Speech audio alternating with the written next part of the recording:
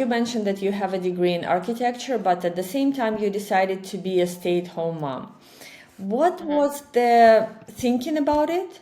How did you come up with this idea and decision? And did you face any difficulties to actually make it happen for yourself?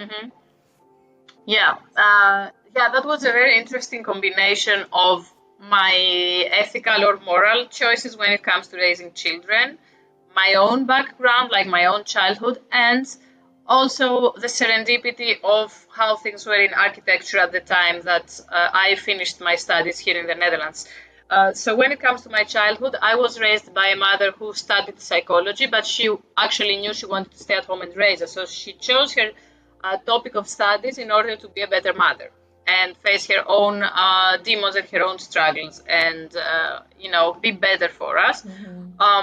And it was a really nice childhood. It was, at times, it was also a bit overwhelming in the sense that she wanted to do everything right. And she was a bit like hovering over us, trying to be maybe a bit too helpful when it comes to school and, help us be better students, these kind of things. Like there was pressure, but that's also the Greek educational system. But in general, I was very happy to have my mother there. And I remember coming back from school and being very happy that I could sit on the table for lunch and talk about my day. So I really liked this part. And on the other hand, my husband was raised by a working mother who owned a pharmacy, and she went back to work within 40 days of birth. And he was raised by a really lovely woman. So he was not at a creche or anything. He was at his own comfort of his own home. So a bit of in-between solution of what happens here in the Netherlands, at least, that many kids just go to creche with 3 months. And he did miss that thing, like he did miss that connection.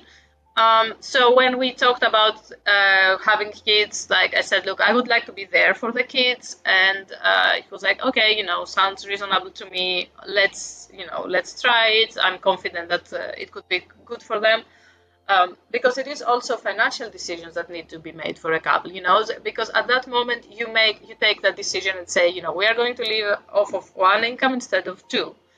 And I'm very aware that this is a luxury in our case. Many people just cannot afford to do it, especially in Greece. It's just not an option for many families. And this is also a reason why we decided to stay in the Netherlands, because here it was feasible, even though many people don't choose it, but it was an option. And then the moment I finished my studies, there was quite a big financial crisis spreading overall in Europe. And what most architects did, so that my options were, or I would work in an office in Europe and the whole day work as a slave, just doing, designs for a star architect, and it would not be my own creative work.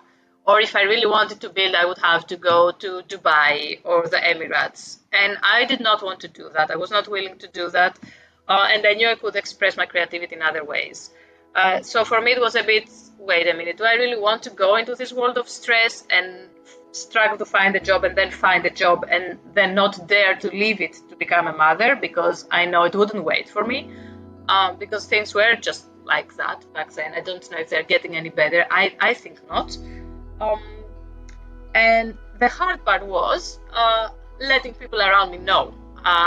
So the pressure of, yeah, okay, it's a good idea. You can stay with your kids, and then when they're a bit older, you can go back to architecture. I was like, no, I don't find that fulfilling. I don't actually want to go back. I just want to raise my kids while they are at least at elementary school age, and still work part-time after that and be there for them when they come back from high school. Like my mother was there for me. It was, yes, but your potential, and you speak the languages, and you've done like a master's in Greece and then a master's there, and why? And at some point I saw like my parents were working this into their heads and were thinking, and then my father said, after the whole lockdown with Corona, I was very busy with the kids doing all sorts of projects with them. I really enjoyed it. It was actually, for me, it was a very creative period. And he said, look, but if you haven't studied architecture, would you really be able to offer your kids these experiences?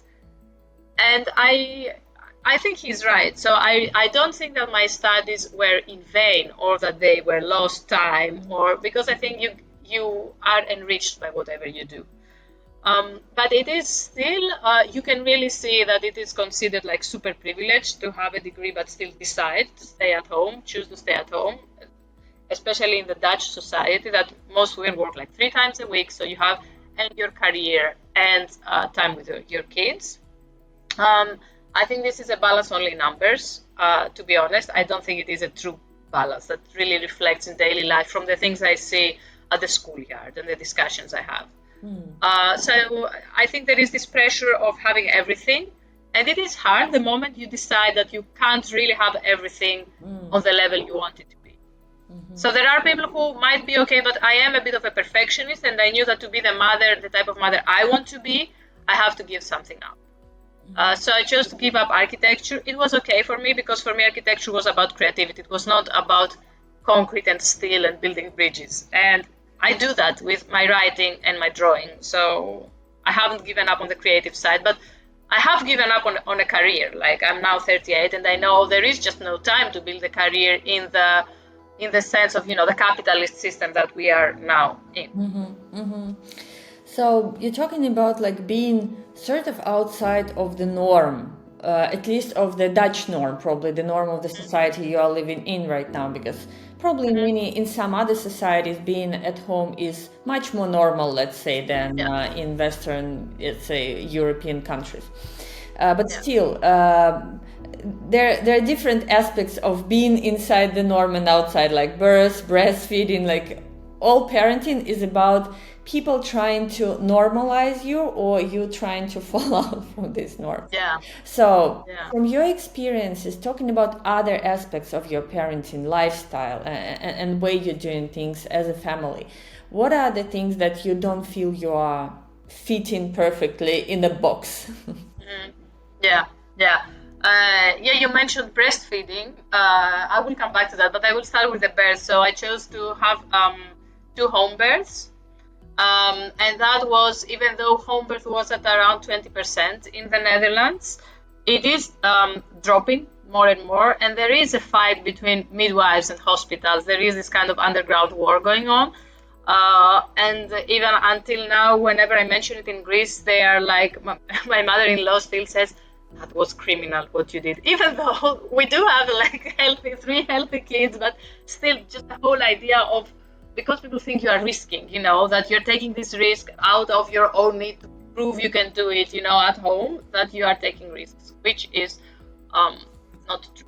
I mean, if you make the right choices, if you have an open relationship with your caregivers and you're honest. And so I would say that, home birth is one thing that I did, and it was not the norm, not in the Netherlands, definitely not in Greece. Breastfeeding, I also chose to let my oldest wean whenever she was ready. And she was ready. She was not even ready at 5, but at 5, it was a point for me that I was like, I can't do it anymore because I was tandem feeding for 2 years. So also like tandem feeding and being outside and breastfeeding a 3-year-old and a newborn, that got me some really weird and intense looks. But I was convinced it was the best for my children at the time. Even though, like I said, I went over my own limits and I should have probably stopped earlier with my oldest, but that was also a learning moment for me. And I still breastfeed my youngest. I mean, she's 2.5. So extended breastfeeding or natural term weaning, anyway, it is a thing I chose to do and I don't regret it. And then also the school system that we chose for. Like we chose for the Waldorf school system. And it is a quite controversial one, I have to say, especially because it is used in a different way in different countries. So when I first started looking into it, because we didn't have it in Greece until a couple of years ago, that the first Waldorf school opened in Athens. So I was not familiar with it. I really liked the things I read as a theory, as an idea, and there is a lot about art and moving with the will of the year and nature and trying to raise humans based not only on their cognitive abilities but also their soul and these kind of things. But in England, for example, you do have a lot of controversy because schools are they are private, they are very elite. Very often there is a lot of religion in there as well, and there is almost a sect-like feel to it. So I was a bit put off by the things I read, but in the Netherlands, they actually, people are very clear that they are using Waldorf education and not the whole of Steiner's, who is the person who actually started the Waldorf education. They're not using all of Steiner's ideas because he he was a white male, like 100 years ago he started with the schools, and you can say like with today's standards he was like super racist, but back then that was not a thing. So it's very complicated. You could really say bad things about Steiner, like he would be super cancelled today. I mean, so it is something that every time I have to explain again our children, look, this is how it is in England, this is how it is here, this is how we employ it, this is what we believe of these theories or not. So I think these are the three more. Oh, and also like I had a vegan pregnancy, and our kids are also, we eat vegan at home, but like I say plant-based because then vegans get angry. Because when we're outside of home, we will eat a cake with eggs and milk. But in general, we try to eat plant-based, which again makes Greeks very, very angry and upset. So, yeah.